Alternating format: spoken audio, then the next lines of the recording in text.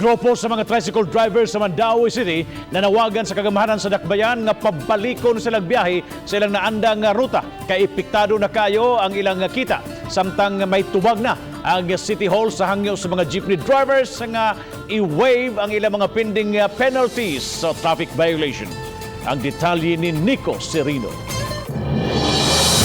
Hindi para kanamo o para kini kanatong tanan. Kay kung wala tayo transportation, wala po income. Sa Mandaue Heritage Plaza, mihimo og kinalit nga protesta ang mga jeepney ug tricycle drivers. Ang mga sakop sa piston, subling nanawagan sa dakbayan nga tabangan sila aron hingpit nga makabalik pamasada. Pagbalik sa naanda nila nga ruta, ang hangyo sab sa grupo sa mga tricycle driver. Sukad nagkapandemya, tag-usara ka pasahero ang ilang makarga. Mato ni Noy Leopoldo, tricycle driver sa Kabangkalan, mga 125 ra ang iyang kita sa tibok adlaw nang nga biyahe. Usa ka oras una pa mi kadagan. Ang naglinya diha gatos kapin. Sa usa ka adlaw makadagan lamig labing taas kalima sa tag 25.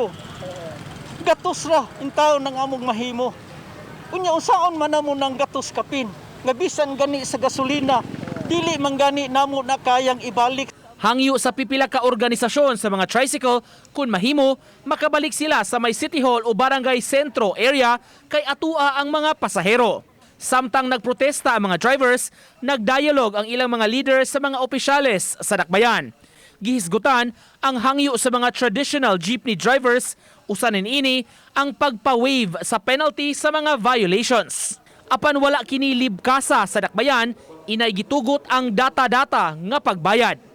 Pisto Nacional nga balik pasada 100% kay taas na kayo ang panahon nga gianto sa mga kaigsuon ng mga driver nga walo na kabuan hantod karon nga wala pa kabalik. Unfair pud atong mga jeepney drivers nga wa gyud kalapasan, wa gyud violation. Nya kato ilang mga kaubanan nga na violation, parihara sila og footing tanan. So katong naay mga violation pabayron gyud pero katong way ikabayad di sad nato pugson nga diha-diha dayon pabayron. Samtang giklaro ni Ibanez, gidili ang pagpaagi sa mga tricycles sa national roads, maong gi-adjust ang ilang rota. Wara sab hinuon magdugay ang rally sa mga drivers nga hingpit nga gi-monitor sa kapulisan. Uban ni June Solon, Nico Sereno, Balitang Bisdak.